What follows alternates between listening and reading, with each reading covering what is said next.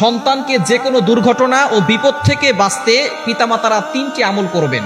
সব পিতামাতারাই চান যে তার সন্তান ভালো থাকুক, তার সন্তানকে আল্লাহ তাআলা হেফাজত করুন।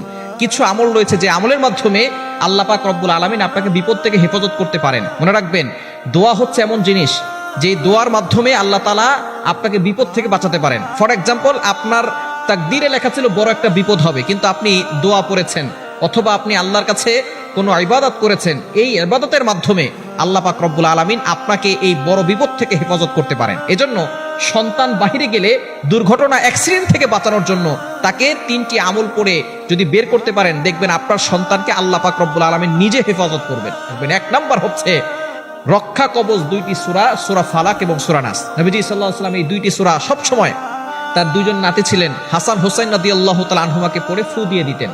হাসান হোসেন রাদিয়াল্লাহু তাআলা আনহুমাকে ফু দিয়ে দিতেন এবং দোয়া করতেন হেফাজতের দোয়া, আল্লাহ তুমি আমার নাতিদেরকে হেফাজত করো।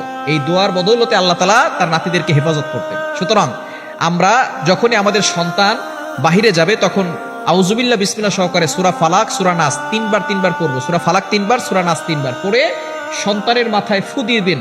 এই 2টা সূরা আপনার সন্তানকে রক্ষা কবচ হিসেবে আল্লাহ তাআলা হেফাজত করবেন। 2 নাম্বার আমল হচ্ছে আয়াতুল কুরসি। পবিত্র কোরআনুল কারীমের ভিতরে সর্বশ্রেষ্ঠ আয়াত হচ্ছে আয়াতুল কুরসি। নবীজি সাল্লাল্লাহু আলাইহি ওয়াসাল্লাম জানিয়ে দিয়েছেন, মান ক্বারা আয়াতুল কুরসি ফি দুবুরি কুল্লি সালাতিন মাকতুবা লাম ইয়ামনাহু মিন দুখুলিল জান্নাহ ইল্লাল মাউত। যে ব্যক্তি 5 ওয়াক্ত নামাজের পরে এই আয়াতুল কুরসি একবার পড়বে, আল্লাহ তাআলা মৃত্যু শুধু বাকি থাকবে, মৃত্যু হয় না তাই জান্নাতে যায় না, মৃত্যু হলেই সাথে সাথে জান্নাতে চলে যাবে। এজন্য অবশ্যই আপনার সন্তানকে এটা শিখাবেন, সে যাতে করে 5 ওয়াক্ত নামাজের পর আয়াতুল কুরসি পড়তে পারে। এবং যখন সে ঘর থেকে বের হবে আয়াতুল কুরসি পড়ে ফু দিয়ে দিবেন। তাহলে কি হবে?